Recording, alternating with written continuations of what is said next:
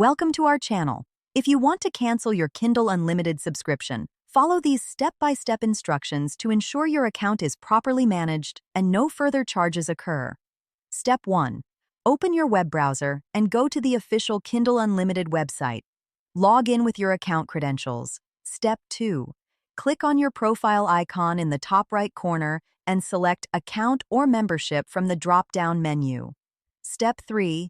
Navigate to the subscription or billing section, where you can view details about your current plan and payment method. Step 4.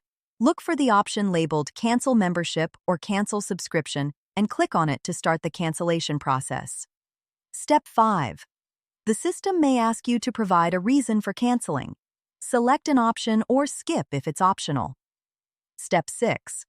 Follow all on-screen prompts to confirm the cancellation.